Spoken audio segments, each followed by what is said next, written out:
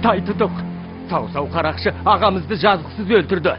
Жеңшаңның көне жасақтары оған тісін қайрап отыр. Інім екеуміз Тайтұтыққа арнайы бағынуға келдік. Тайтұтық үшін қызмет етіп, саусаудың басын алып ағамыздың кегін қайтармақпыз. Жарайды. Жеңшаңның жасақтары да көтеріліс жасауға пейілме? Тайтұтық, осылай келуден бұрын ағайындармен келісіп қойдық. Бәрі де әміріңізге бойсынып, шайқас басталғанда бірге көтеріліс жасауға пейіл. Өте жақсы. Мені тәңір қолдаған екен. Жүріңдер енішектер. Шатырға кіріп шарап ішейік. Мақұл.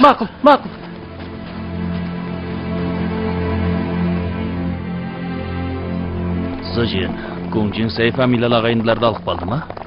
Алып қалды. Су жасақтарының саңғын етіп тағайындады. Жақсы. Қызық, өте қызық. Күңмин, олар бағына келгенімен қатын баласын әкелмепті. Екеуі жансыз бекен деп күмәнданамын. Жансыз болса жақсы ғой, оның да өз керегі бар. Кейде бір жансыз 100 мың жасаққа татиды емес пе? Дұрыс айтасың. Енді Күңжиннің оларды қалай пайдаланатындығын көреміз. Сау миллион қолын бастап, 200 шақырым алапқа бекініс салды. Бір күнде тарпа бас салуға келмейді. Әр қайсың 3 айлық азық түлік алып, әр шатырға таратып, ұзақ тұрыстық беруге дайындалыңдар.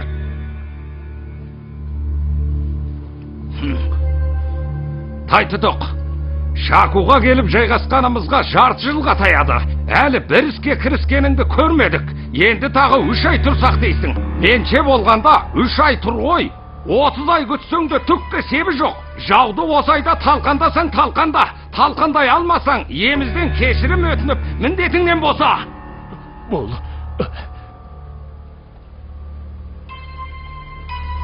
Қуанғай, оқуғымды тартып алмақсың ба? Дәтім бармас. Егер жауды талқандар шамаң болмаса, басқа мықтыны таңдау керек. Оттапсың. Енді албаты сандырақтайтын болсаң, қосылсаң көтермейді. Жоуи, қолыңнан түк келмейтін қораштың. Тәкаппарлығыңа сүйеніп, алаяқтықпен абырой таптың. Дәрия шығысының 6 аймағы сенің қолыңда құрайтын шығар. Кәрі қақпас, қорлығың асып кетті. Сақасаңғын.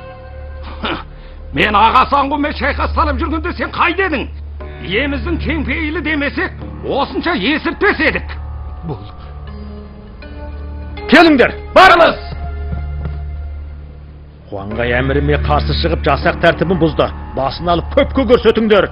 Дереу атқарыңдар. Ләппей! Тайтұтық. Қуанғай күн өткізгенімен соғыс алдында Саңғынның басын алу бізге тиімсіз. Солай Тайтұтық. Тұтық сабыр етіңіз. Хуан Саңғын мырзаға лесіп ұзақ жыл шайқас жүргізген. Еңбек ерен.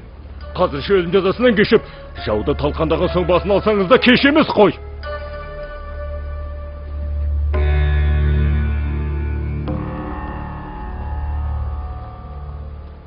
Бүгін Саңғындардың беті демесем, тап сенің басыңды. Жоуи, өлтірсең өлтір, чапсан чап. Ол дүниеде де саған мойынсал емеспін. Дереу, басын алыңдар.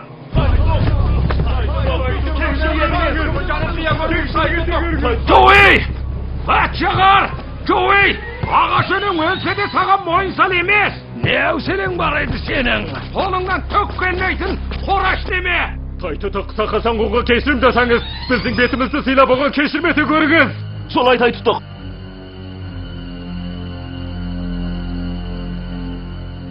Өлім жазасын кешсем де, тән жазасын кешпеймін. Қуанғайға түздіре соғыңдар. Барлық шен алынып, еңбек ақысы ғана берілсін. Күңжин, Хуан Саңғын 60-қа таяған адам. Жүздіре ұрсаңыз, өлмесе де өлімші болады. Кеңшілік ете көргейсіз. Болмайды. Бұйрық. Жүздіре соғыңдар. Біреуінде кемітуге әсте болмайды. Жоуи! Алаяқ! Өлсем де саған мойындамаймын. Сонша алаяқтықпен атақ тапқан өлес.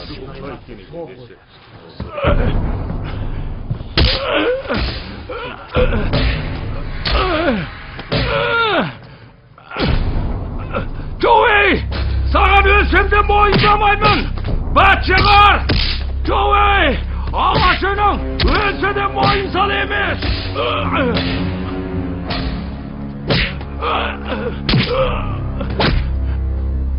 Күңмин! Сыжең, Чайсаңдағы Усолданға кезуге кетіп едің ғой. Чайсаңнан жаңа келсем, Күңжин елдің көзінше, Хуан Кунфу Сақа Саңғұнды өлім шетіп көгілі қойдай ғып сабапты. Әлгінде ғана көріп қайттым. Қарт Саңғұнның екі аяғы сынып, өңіне кісі қарай алмайтында екен. Аяғыра сырып па? Ойпырай. Немене, ойпырай дейсің бе? Жаным ашыды. Қарт Саңғұнға жаным ашып тұр. Күңмин, жұрттың айтуынша, Күңжин Хуангайды сабағанда, тұрғандардың бәрі оған жалынып, жалбарынып басып айтыпты. Тек сен ғана елемей, бір ауыз сөз айтпай кете беріпсің. Бұл шын ба? Қырымнан қысылттың ғой. Бұл сендердің уелінің өз жұмысы. Саңғындарыңның өзі жалбарынып көндір алмағанда, қонақ болған менің қыстырлар қақым қанша. Мұның дұрыс емес. Саңғындар Күңжиннің қол астындағылар, қаншайса да бекер. Ал сенің жөнің басқа. Қонақсың, тіке кеңес беруің әптен болады ғой. Сыжең, мені қорладың, тағы қорладың. Әй, мен қалай қорладым? Сені қашан қорлаған едім? Сонда жуйдың Хуангайдыруы, біреуі таяқ жеп, біреуі сөз естуі. Тай тұтықтың етінен ет кесіп беру айлас екенін аңғаралмадың ба? Бұлай де. Күңмин, сол кезде айлекенін білген болсаң, тіпті басып айтуың керек еді ғой. Неге? Өйткені сен басып айтсаң, Күңжин сенің оның айласын аңғармағаныңа сенеді емес пе? Сен басып айтсаң, етінен еткесі айласы деп даянышты, шынай көрінбей ме? Күңжин де өзін дәнішпәмін деп ойлайды. Сенші осылай емес пе? Дұрыс. Мен жаңылған екем, басып айтуға тиіс едім. Кешір, ойлаған жеріңнен шыға алмай қалған екем. Күңмин, сөнлеу екі елдің саусауға тізе қосып қарсы шығу жалпы жағдайын қорғау үшін, осы жарты жылдан бері екеуіңнің араңа түсем деп, жағым жар, тілім кез болды. Екі арыстың арбасу тәсілі арбасқан сайын құбылып күшейе берді. Екі жаққа жүгіріп, екеуіңе де жаманатты болдым. Әй, ақымақ басым-ай. Расында шаршадым. Кешір, пақырыңыз кінәлі. Сыжең, ақымақ басым деп кішпейілсігенді қой. Кебенек ішінде танитын ер нақ сенсің.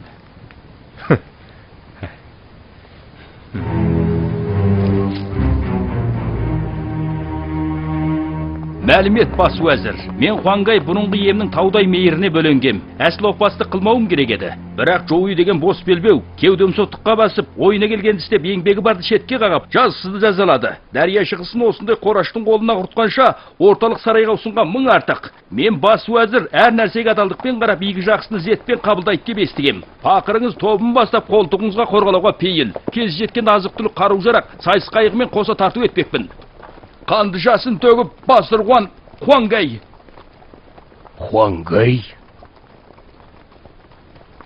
Етінен ет кесу айласымен жалған бағыну хатын жазыпты.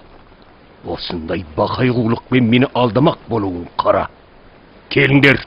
Бармын! Мұнаның алып шығып басын алыңдар. Ләтпәй! Бас уәзір, жазықсызмын! Бас уәзір, жазықсызмын! Бас уәзір! Мәлімет бас уәзір. Сайжун Сайқы жылдам қайықпен құпия хат жіберіпті. Оқы.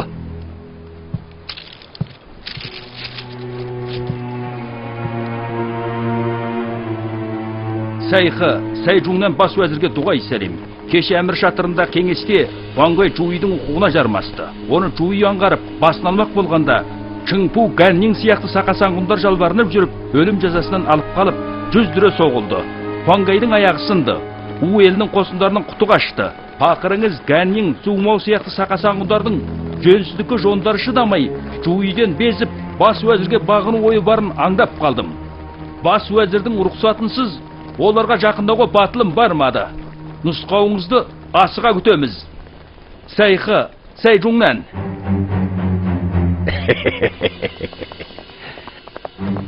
Жуи. Басының дымы кетпей, ал кеуделікке салынған соң, Сүндиянның көне тобырының оған қарсы шығармында тұр. Жарайды. Бас уәзір, хатқа қалай жауап жазамыз? Олар қайт. Гәннен зумбаулармен жасырын тіл біріктірсін. Шайқас басталғанда бірге келіп бағынсын. Әміріңізге құлдық.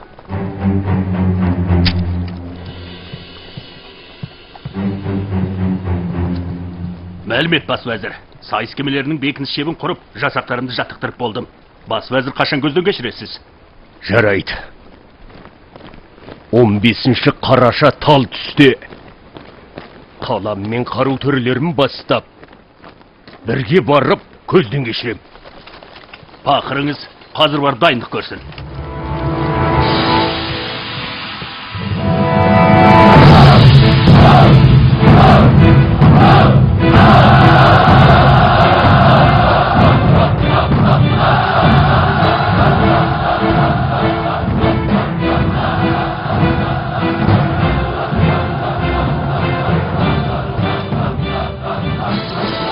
Ижин. Көзім бұлдырап кетті ғой. Жаратушы әлемді жаратқаннан бері мұндай айбатты су жасақтар болмаған шығарал. Сіз болмасаңыз, мұндай айбатты су жасақтары да болмақ емес. Қол бастаған 20 жылдан бері ел үшін қан құйылын аластап, зор өкерді жойып, төңіректің төрт бұрышын тыныштандырып, әлемді тазалауға серт берген. Қазір тек дарияның түстігі ғана қалды. Соған көңілім толмаған соң, миллион қол 8.000 кемені бастап, тәңір үшін әділет жолын ұстанды. Түстікті қайтарып алған соң әлемде тыныштық орнайды. Сол кезде топты төрелермен ырысқа кенеліп, бейбіт күннің қуанышына бірге шомамын. Бас уәзір жасасын! Мың жасасын! Бас уәзір жасасын! Мың жасасын! Бас уәзір жасасын! Бүгін түн аспан ашық, ай жарық, саумал салқын болар анық. Жарлық, қонағасы дайындалсын, қосындарға сый беремін. Ләпәй!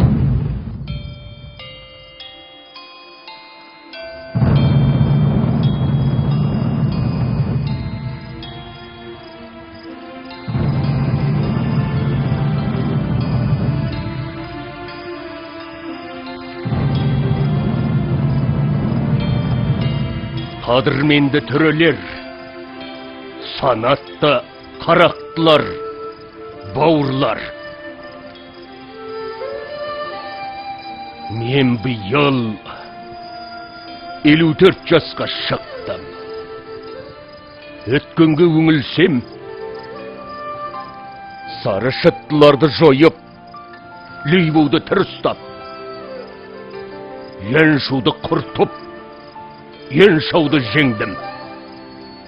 Терістік шеграны ат тұяғымен таптап, яудыңды қырқай жосып, әлемнің астан кестеңін шығарып, аспанға паңдана қарадым. Өмірімде, енді менде не арман?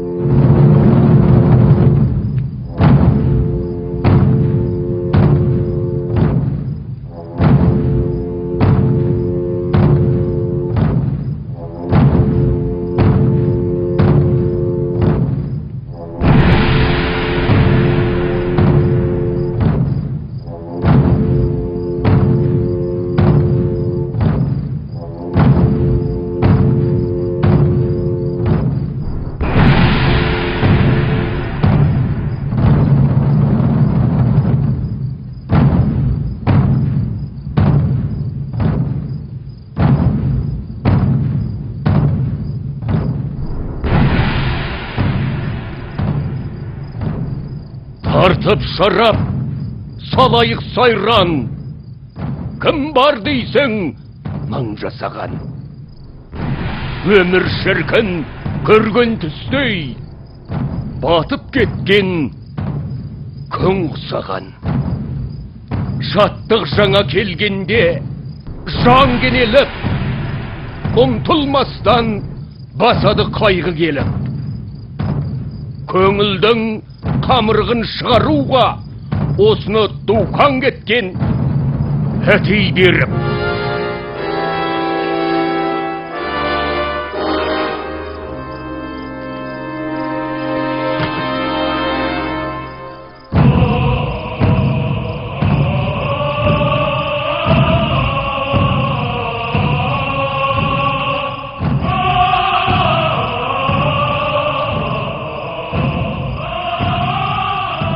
Оқымысты жандарға білім қуған, ежелден қамын ойлап бүйрек бұрған.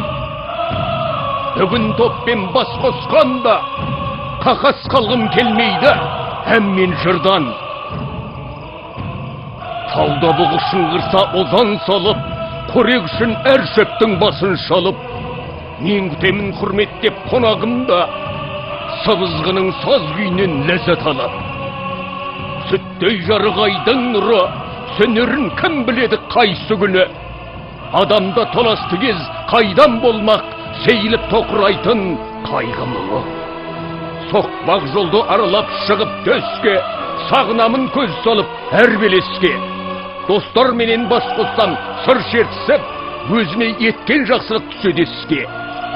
Ай жарығы жарқырар, жұлдыз сейреп, оңтүстікте құшар түйдек-түйдек. Айналып ағашты қоралмайды, қалың бұтақ қалыпта тегіс күйреп. Көңілім тауға тойды аласа деп, қынжыламын дария таязсың деп, өз кезінде әлемді сүйіндірген, көп ойлаймын жугыңдей болсамшы деп.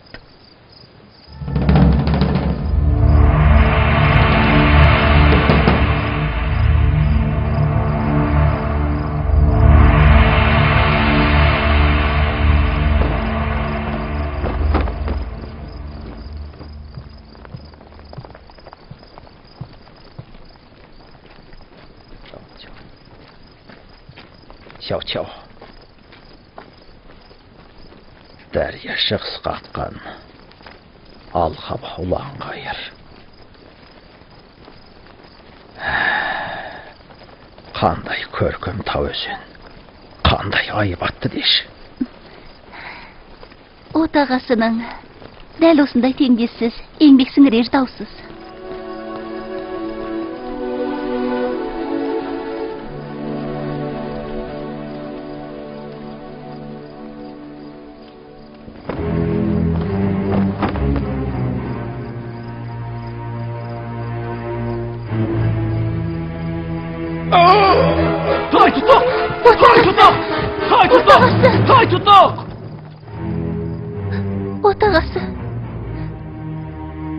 Отағасы.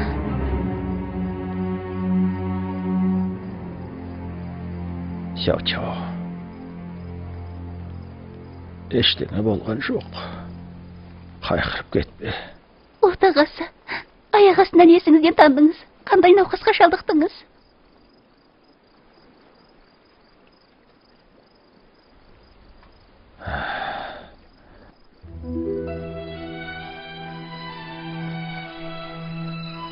Жазымыштан озғыш жоқ деген. Күңжен. Күңжен.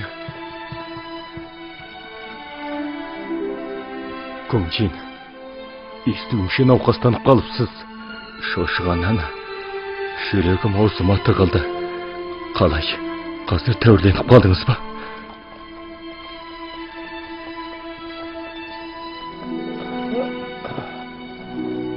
Алаңдамаңдар.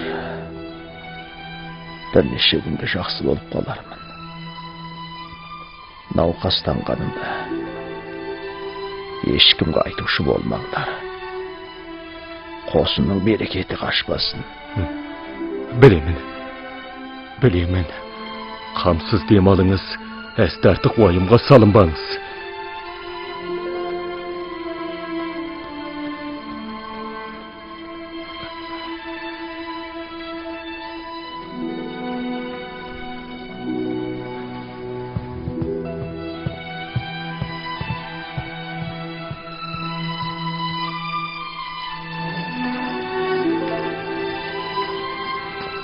Мырза, Бекзаданың науқас себебін шипагер таба алмады. Бәріміз шошық қалдық. Онымен сонша жыл бірге тұрғанда бүйтіп қатты ауырып мұндай тосыңыз туылмаған.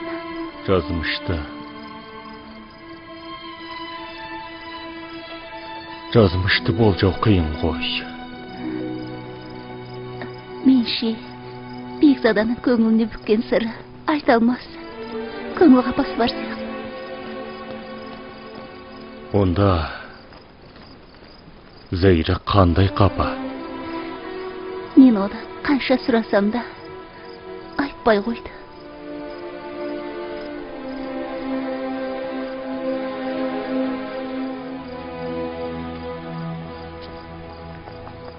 Ленше Күңжинмен жүректес, тыныстас бір адам бар.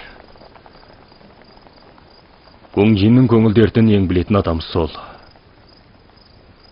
Шақыртып емдетіп көрсек қайтеді. Сенші қалай?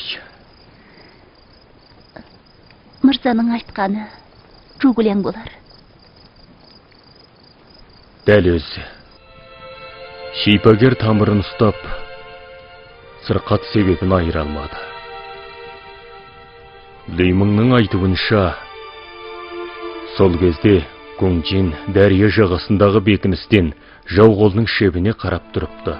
Тосын соққан қойын жалауды желпілдеткенде Тайтұтық зейін сала қарапты да, ойбай салып аузынан қанат қаққып шалқасынан түсіпті. Құйын соғып, Тайтұтық ойбай салып шалқасынан түсіпті?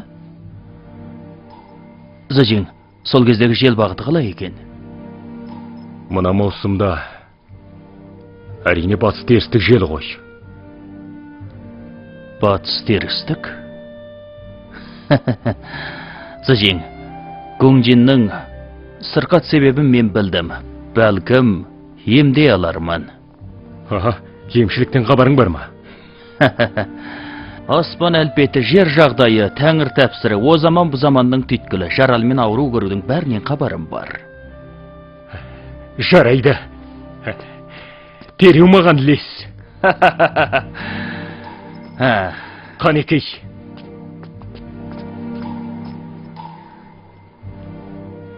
Отағасы.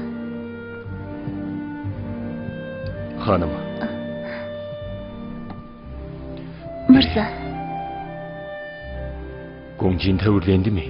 Шарым күнге дейін Тайтұтықтың іші бауыры күйіп, қайта-қайта құсады. Бас айналып, көзі қараутып, тұла бойы шаншып ауырады. Күңжин, әлгінде Күңменге барып, сырқатыңыздың белгісін айтып едім.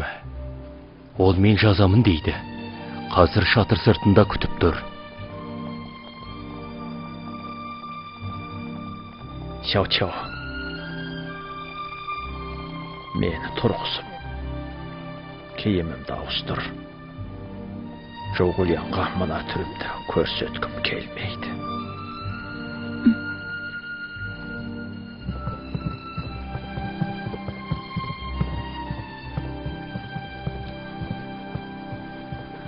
Тайтұтық.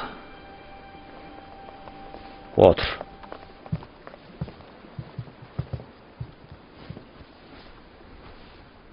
Бірнеше күн дидарласа алмай елеңдеп қалып ем. Сырқаттанып қалғаныңызды ойламаппын. Бақ пен сор, болжаусыз деген. Өзің күтер кім бар дейсің? Пәле қайдан, жала қайдан деуге болмайды ғой. Бәрі де болжаусыз.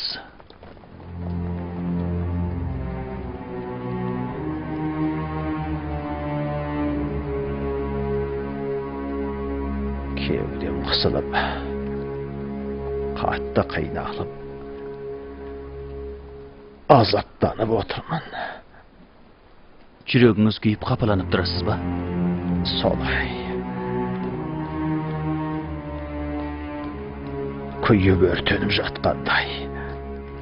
Онда суықтық дәрімен қайтару керек қой.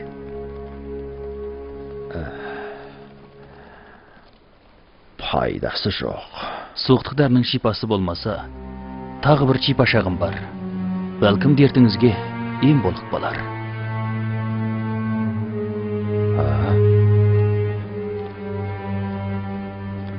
Сонда шипашағыңызды жазып жіберіңіз.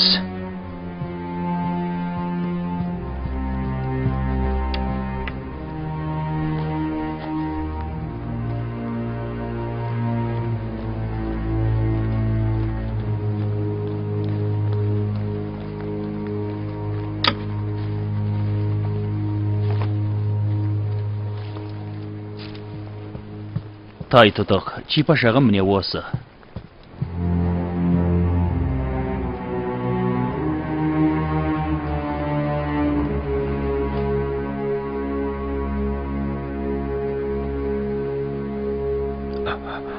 Күңмен, сен нағыз әулие екенсің.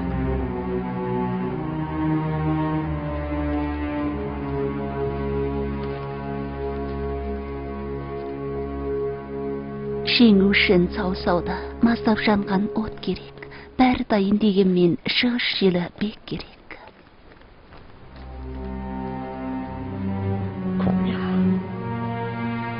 Жасырып жабарым жоқ. Менің дертім осы қыс маусымында. Дәрия бетінде тек терістік батыс жел соғады. Түстік шығыс жел соқпайды. Саусауға от айласын қолдансақ, жалын өз кемелерімізді шарпиды.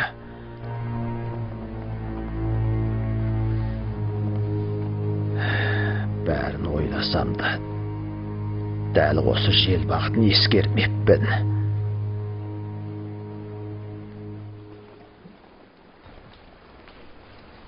Марза, дертімді дәл басқан екенсіз. Емдер амалыңыз бар ма? Пақырыңыз шанағы шақты болса да, ораты келіп бір әулие шалыспен танысып, соның шапағатымен тәңір тапсырын үйренгем. Сиқыр істесем, боран соқтырып, күн жайлата аламын.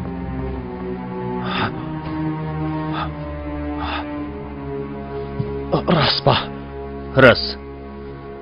Зыжең, сен дереу адам жіберіп, Нәмпин тауынан 7 жұлдызмен 5-ін жасат. Биіктігі 9 кез, 3 қабат, 120 адам қолдарына жала ұстап, мінбені қоршай отырсын. Мен мінбеге шығып күн жайлатып, көңжинге 3 күн 3-тен соғатын шығыс түстік жен соқтырам.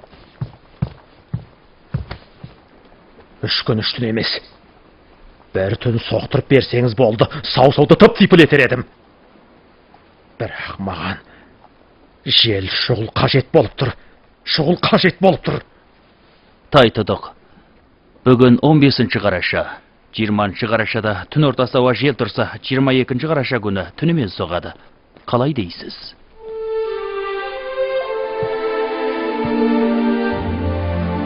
Көңмен,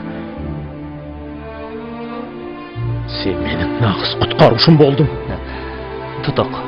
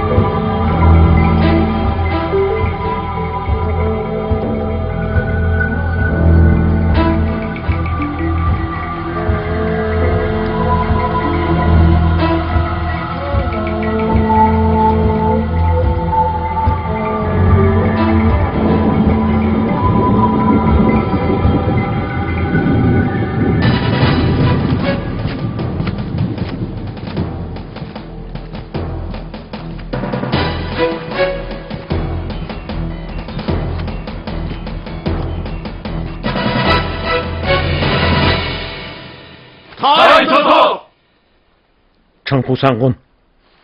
Бармын. 5000 сайлауыт жасақты бастап, Саусау қолының жалауын көтеріп, Улинге төте тарт. Ол жерде Саусаудың қару-жарақ азық-түлік қамбасы бар. Дереу түгел өртіп жібер. Ләппәй. Ганнин Саңғын. Бармын. 3000 жасақ бастап, Хуаңжу шекарасына үдіре тартып, Саусаудың артық көмекшілерінің жолын кес. Ләппәй.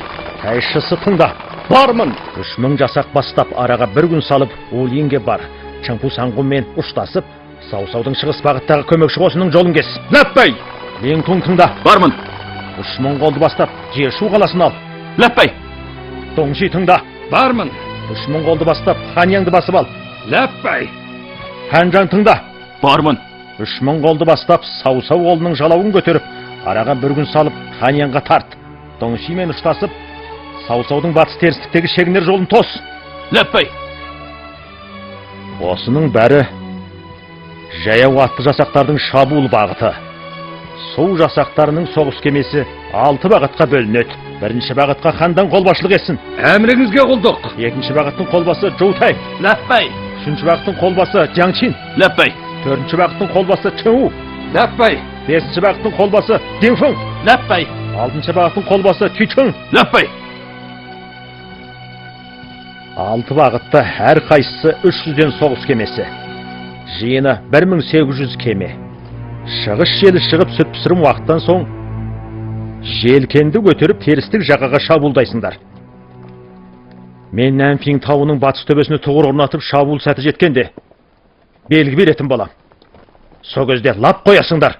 Әміріңізге құлдық.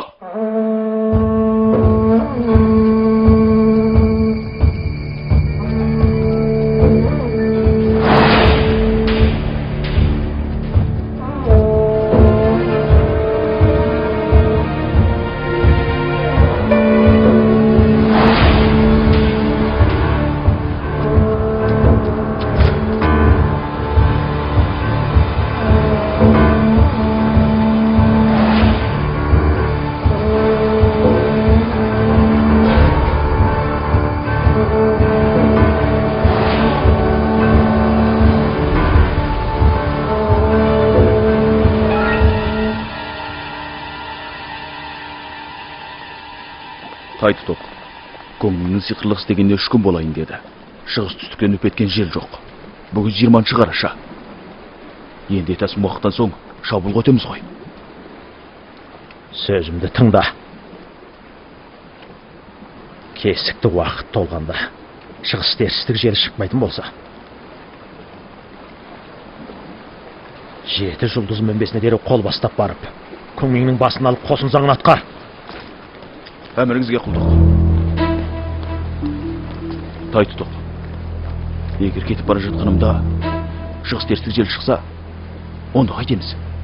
Онда тіпті басын алуың керек. Шығыс түстік желі шықса, Жоголяңның қажеті қалмайды. Оның әулие сиқырлық өнері бар екен. Егер тірі жүретін болса, Дәрия шығысына қатер төнер анық. Әміріңізге құлдық.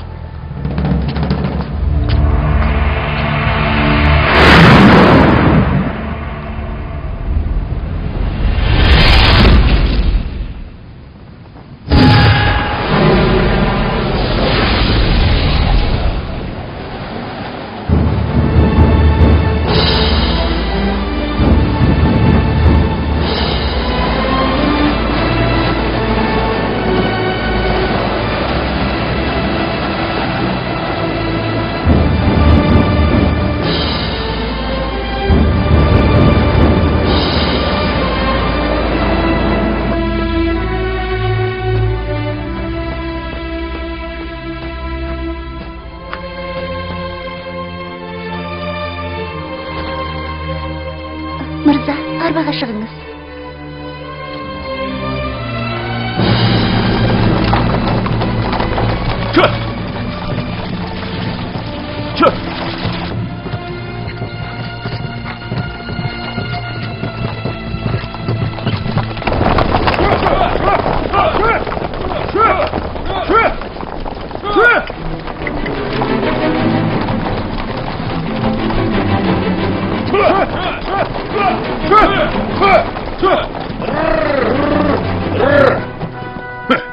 Арбадағы кім?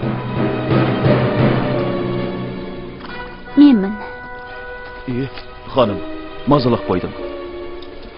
Ханым, Жоголяңды көрдіңіз бе? Жоқ.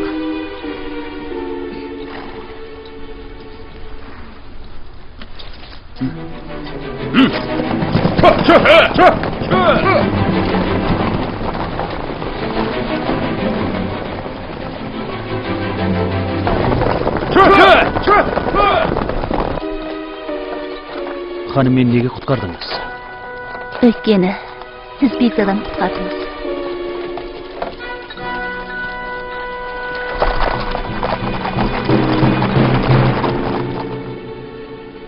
Мырза, Янзыжинге келдік.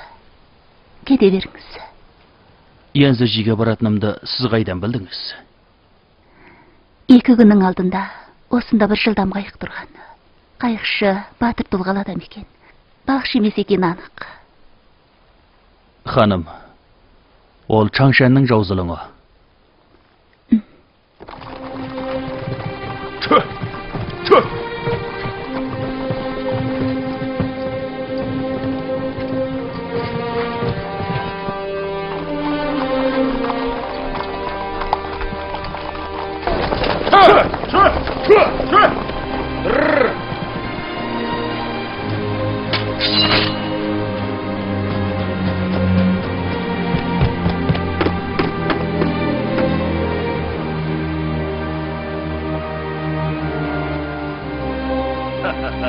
Лимон!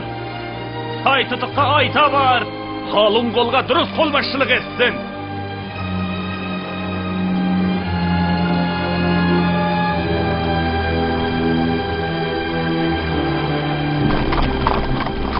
Тай тұтық! Жөкіләңмен меден түскен соң зымзия жоқ болып кетті. Янзыжидегі дәрия жағасына қуып барғанымда, ол жылдам қайыққа шығып болыпты. Оны алуға келген адам Жойын Саңғын екен. Тексеріп көрсем, әлгі қайықтың дәрия жағасында тұрғанына 3 күн болыпты.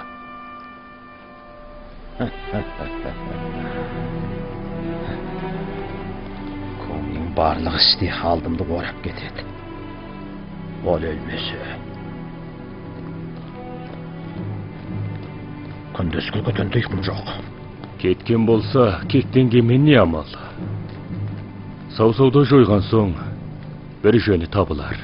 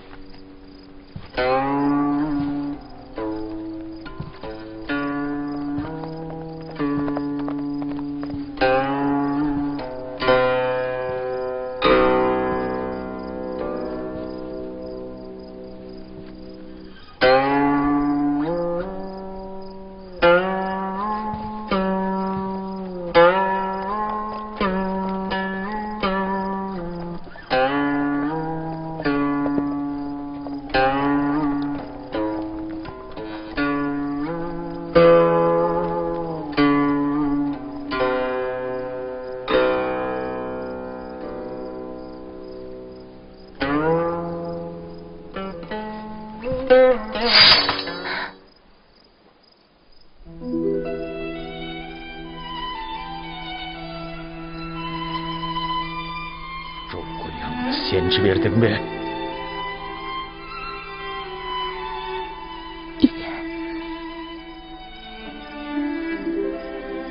Sen не өйтесің? Неге?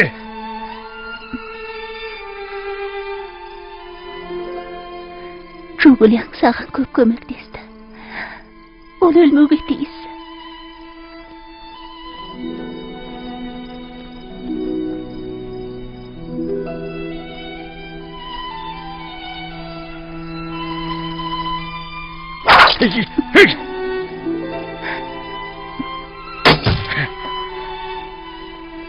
Ket. Дереу кетіп қал.